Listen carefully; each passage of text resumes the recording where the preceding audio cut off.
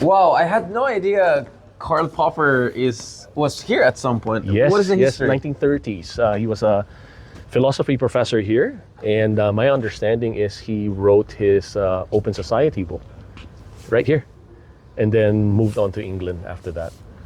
So before he went to England, he was here. Yeah, he was here. Oh, I had no idea. He was here. So that's our claim to fame, Karl Popper. Of course, It's hard to beat that. also the first scientist that split the atom. Wow. Is also Kiwi. It's so all, the pre-Oppenheimer guys. it's all New Zealand academics. Ernest Rutherford, our Nobel Prize winner, Canterbury alumni. Wow. So one of the buildings is named after him as well.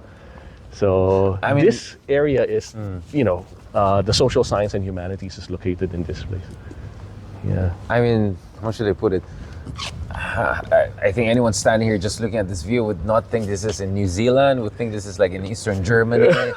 I mean, it has a very Eastern European feel to it, right? I mean, look at the design of the building. Why are lots of the older buildings here kind of like 1960s? Yeah, when they kind moved. of Yeah, when we moved over here. Bauhaus, Stalinist kind of. Yeah, it's very brutalist. Yeah, what's going on there? Yeah, well, in the 1960s, the university decided to relocate to this part of the city. Back then, it's the suburb of Ilam. The original part of the campus is in the city it's now the Art Center, the old Gothic buildings right there. But because this is a science and engineering based university, we outgrew the space really fast. So they had to move over here. And when it started in the 1960s, brutalism was at its peak. So that's where you see all the brutalist architecture coming in. So, and that was supposed to what? To inspire kind of a science technology, 5-year planning? I mean, was there anything behind? I don't think so, other than maybe it's just cheaper to build it that way. Maybe back then New Zealand was not as wealthy as today. I mean, we can talk about New Zealand later on, especially its foreign policy and all. Obviously, can you tell us a little bit about your connections to the Philippines, Taiwan, the US, and coming to New Zealand? Because I was born and raised in the Philippines. Born and raised, grew up in near Malacanang actually, and went to the Ateneo, did my economics degree there, and then moved to the States after that. I was did my master's in economics at UC Santa Barbara, then went to Taiwan, worked as an economist and a banker, met my wife, who's Taiwanese. Oh, your wife is... Yes, my wife's so you have Taiwanese. Taiwan connection, really. Yeah. So in-law side, and then returned to the U.S. to finish my PhD. Did my PhD in political science. In Texas? Yes, in Texas A&M. Then taught at Southern Methodist University in Dallas, University of North Texas, where I got my tenure. And then, opportunity came around. Somebody asked me if I'll be keen to move over here. Beautiful country. Kids were young then. So perfect place to raise people. Yeah, 20 years ago. Yeah, Wow, quite a while fast. now. Yeah, very fast. But it's a good place. Was New Zealand did it have the same reputation back then? I mean, of course, now New Zealand, there's this reputation of like utopia. Anyone who has existential risk fear, apocalypse fear, all the billionaires, tech billionaires buying bolt holes. Ranches here, yeah. What was the reputation of New Zealand back in the day? I think it continued to have the same type of reputation as a very safe place. Yeah. Very egalitarian society, quote unquote, I suppose. But yes, it's a very safe place. It knows its place in the world. It's conceived of as an honest broker, I suppose. A friendly country, and semi-non-aligned. I think it's still true in all aspect. I think it's all true in all aspect. I'll talk more about New Zealand because my understanding of New Zealand is that it's also trying to navigate, the tectonic shifts. Right? Obviously, there's also the literal aspect, unfortunately, because of the earthquake history here in Christchurch. But before going there, I want to go back to Taiwan. I mean, it's interesting that you mentioned your connections to Taiwan and your time in Taiwan. I also spent some time there at National Cheng Chi. I hold a university chair professorship there. Wow. Yeah. Great place. Yeah, great place. Love that. Obviously, as someone who also has a tiny bit of connection to Taiwan, as a Filipino, I'm also feeling very interested. I feel these are interesting times because the Philippines is getting more and more involved in the Taiwan question, right? Because of the tyranny of geography. Yep. And some would say the proximity of tyranny also to Taiwan and the Philippines. We can have a long conversation about that. But one area where, I want to just freeze the geopolitics. I want to talk about a bit economics, political economy, something that interests both of us. I always believe that there could be a kind of a Taiwan plus one strategy. Everyone talks about China plus one. And as someone who grew up in Baguio and the whole Texas Instrument history there, I felt we could be a bigger part of the high-end supply chains, or at least the semiconductor strategic industry supply chain. Can you tell me a little bit about what you think about that? Because, we had the Japan-Philippine-US trilateral meeting earlier this year in April, and the agreement was to create a kind of a special economic corridor in the Philippines. A lot of things that we have been advising the Philippine government in different capacity, or openly calling for, it looks like they were reflected in discussions, because I think Japan wants to incorporate the Philippines more into the economic development question. Because I always said the Philippines cannot just be the Pearl Harbor of the West. That's right. It's so annoying. We're just like giving bases right and left. There has to be more to that. And naturally, one part of that would be maybe the Philippines could get more engaged into the supply chain, especially in semiconductors. Yeah. Can you tell me what is your understanding of that? I think there is an opportunity for the Philippines to be attractive to Taiwanese businessmen at the high-end side. Because there's always been a track record of Taiwanese investment in the Philippines anyway. If you remember back in the days when we have export processing zones and all of that, when Taiwan was shifting from its labor-intensive manufacturing over to capital intensive and now the so-called knowledge base intensive, they have been looking for places to move. For a long time, Indonesia, Malaysia, Thailand, in fact, got a lot of these companies. But the Philippines is now at a stage wherein it can position itself as that next level up, not necessarily just staying at not just staying at the labor intensive one, but certainly to move and upgrade, right? So think of companies wherein, semiconductor companies, even manufacturing not necessarily the high end semiconductors, but the mass produced semiconductors, right? Yeah. There's an opportunity there. The challenge for the Philippines would be, developing the proper infrastructure to support that. But as you mentioned about the Japanese situation of a special corridor, that makes a lot of sense because it doesn't have to be implemented at a national stage. Yeah. You can create, investment infrastructure, entice, businesses into very specific region.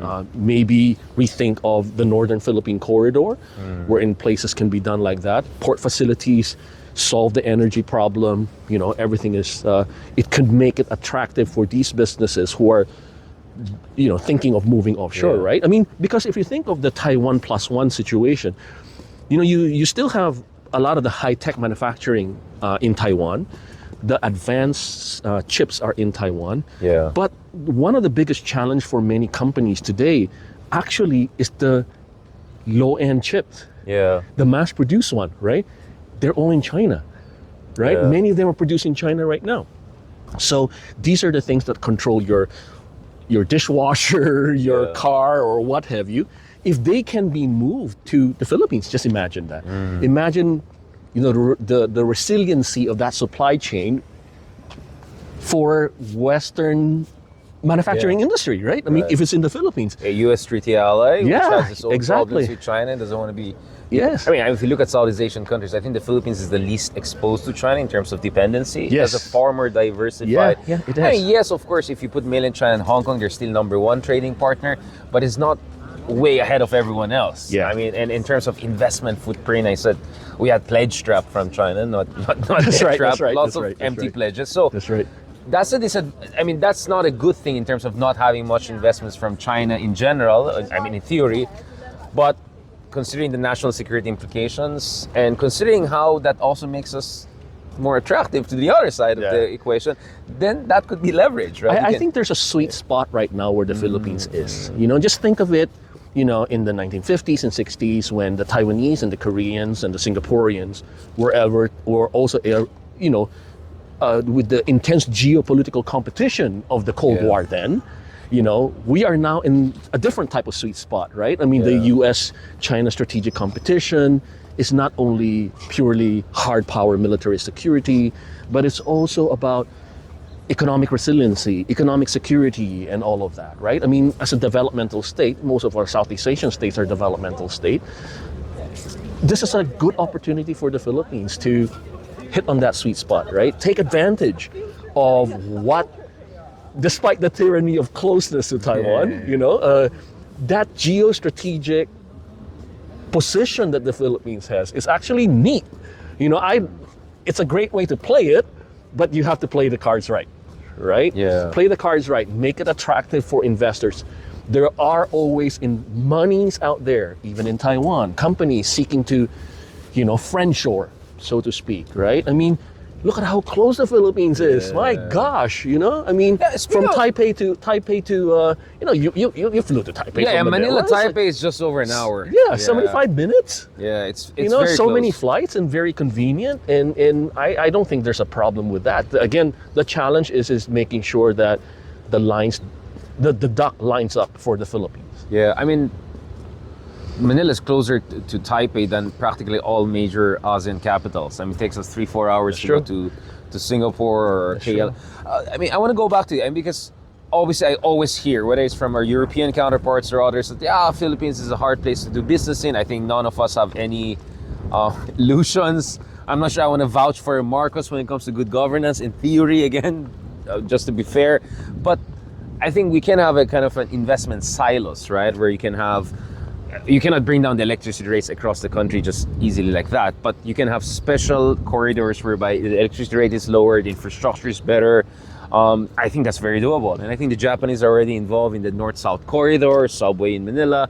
So I think in theory it's possible for the Philippines to go from, 2 to 5 or 2 to 6, and that may be just good enough. Because speaking of friendshoring, Taiwanese are investing in Arizona, not going very well. It's expensive. Japan is expensive, but they're doing it for geopolitical reasons. Yes. And that's where we're strong to nowadays, right? Well, because if you think of it, we don't need to reinvent the wheel, so exactly, to speak, yeah. right? I mean, the 1950s, 60s, and 70s, what is popular move for many countries like the Philippines, for example, is create export processing zone. Yeah. Right? So this is just the 21st century version of export processing zone. That's number one. There's another thing. If you think of the infrastructure of these ICT industries, right? You've been to Taiwan. Hsinchu is there. Yeah, just there. the science part. Yeah. It's not the whole country. Yeah. The production is just there. So It's doable, yeah. if you recreate, in a way, a Silicon Valley of the Philippines, Yeah. have the infrastructure there well, some international schools there maybe, living conditions for the supporting family, have power supply set up there on its good own. costs and all that, yeah. Good access to airport, good access to port, Subic looks good to me, yeah. water, you're done. Yeah, but still, and you think in terms of also R&D, or at least science and technology people, we have enough of them? The Philippines is well poised for that. We have a good education system. Right. Oftentimes the challenge for the Philippines is always like, tertiary education is underfunded. Yeah. Yeah. But having said that, Taiwan, for example, is very keen to develop that new southbound policy. Yeah. Correct? So they're willing to reach out to Southeast Asia to bring in more people to study in Taiwan, because that provides the so-called warm power, soft power for Taiwan as well, right? So we can send, many students now, in fact, that I know are going to Taiwan to do their advanced degrees. Yeah. And, if they are in the ICT field, computer science, electrical engineering, material science, as a case in point. Metallurgical. Yeah, sciences, and Filipino students are, English speakers, very much attached to the global research environment. I don't see a reason why R&D cannot be done in the Philippines as well. Starters, you have manufacturing first, right? You bring in the manufacturing, and then the next step is the R&D. Close collaboration with Korea, with Japan, with Taiwan, with Singapore. Yeah. These relatively more advanced industrial economies or in also our US region. treaty allies. So then again, you can rope that in. Also in terms of package and design, right? I was thinking you may not be there yet in terms of fabrication of the most high-end ones, but you can be involved in the design and packaging closer to the top of this food chain, right? Of course, of course, because once you already get into the semiconductor production, you're already upgrading. Yeah. It's no longer, producing apparels. Yeah. You know, it's very, very different. And the ecosystem for that, as they say, ICT industry is like it's like a concert. It's like a philharmonic orchestra. Yeah. You need to come together. You know, Yeah. and so for China just to do it on its own, that's a hard thing to do. Hard thing, yeah. You know, because Taiwan was able to do it not solo. Taiwan connected itself to the US, Japan, Korea, everywhere. You know, in order to make the semiconductor music, you need to have all pieces of the orchestra to be there. Yeah, synchronized. And we can be a small part of that. You know, I mean, I don't know. I mean, the Philippines could be the drum or the timpani or what have you. A small part of something big. So that's still big. You can be part of a big band. And there's upward mobility because over time, as you gain more exposure, more experience, you can move up the value chain, right? That's right. The whole idea. That's right. Yeah. And again, bringing the whole ecosystem gives the Philippine industries, native industries, an opportunity to tie into that too. Yeah. Right? I mean, there's no reason why it cannot spread beyond the quote-unquote processing special corridors that we set up, right? Like in Taiwan. Yeah. You know, I mean, Silicon Valley, you know, Hsinchu, Science-Based Industrial Park, outgrew it, right? Yeah. And how developed Hsinchu is. And why is it that Hsinchu now has these two incredibly good universities, you know, National Tsinghua and National Jiao Tong University, right? I mean, they have the engineering and the science, and why they're producing so many really top scholars over there, right? I mean, and that was a surprise. I think when they went for the TSMC and all back in the day, not many people were sure it will pay off the way it did, right? No, it was was like how Nvidia is going crazy exactly, right now, right? Exactly. Well, it's part of the idea of industrial policy, right? I mean, forward thinking by Taiwanese technocrats. Council of Economic Planning and Development back then, during the 1970s, in fact, under the Kuomintang, right? They were already identifying that, hold on, you know, we better track the future, because if we future-proof our industry, we cannot be producers of, you know, Nike shoes for somebody else, you know? We can't be that. We have to move up.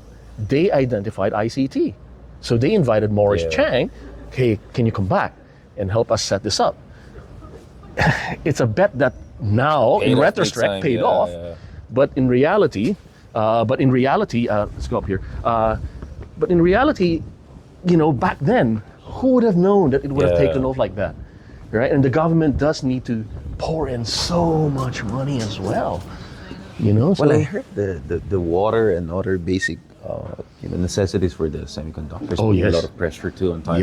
Yes, and there are environmental issues. So this is one thing that the Philippines would need to grapple with, right?